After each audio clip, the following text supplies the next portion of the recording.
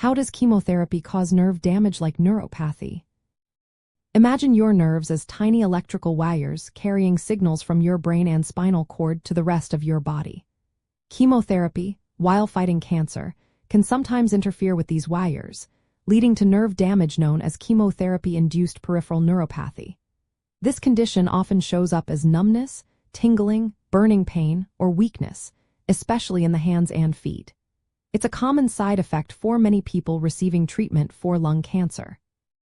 One way chemotherapy damages nerves is by disrupting their internal structure. Nerves relying on tiny tubes called microtubules to transport nutrients and organelles along the nerve's length. Certain chemotherapy drugs, like paclitaxel and vincristine, interfere with these microtubules, making it hard for the nerve to send supplies where they are needed. This disruption causes the ends of the nerves to deteriorate first, a process called dying-back degeneration. Over time, this leads to the loss of nerve fibers and the breakdown of the protective covering called myelin, which helps nerves send signals efficiently. Chemotherapy can also cause damage at the cellular level by affecting the mitochondria, the energy producers inside nerve cells. When mitochondria swell or stop working properly, they release signals that trigger cell death.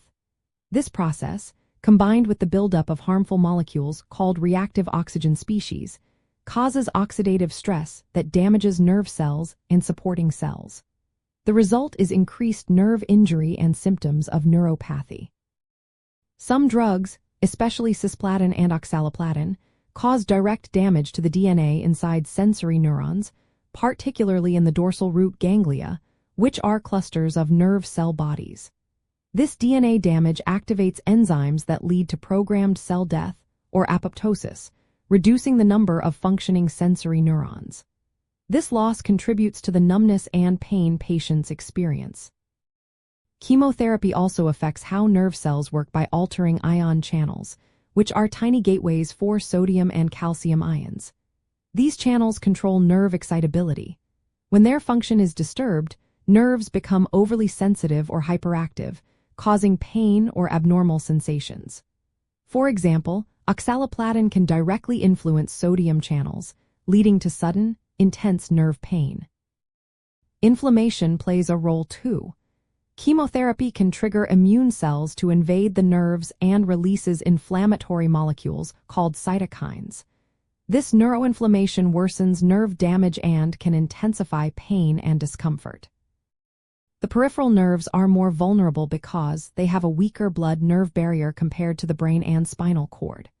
This means chemotherapy drugs can more easily accumulate in nerve tissues, causing direct toxicity. Additionally, genetic differences among individuals can influence how susceptible they are to nerve damage. Variations in genes related to drug metabolism and nerve repair can make some people more prone to developing neuropathy. In lung cancer treatment, chemotherapy-induced nerve damage can limit how much treatment a person can tolerate, which may affect overall outcomes. Managing this side effect involves early detection of symptoms, adjusting drug doses when necessary, and providing supportive care to help preserve nerve function and improve quality of life.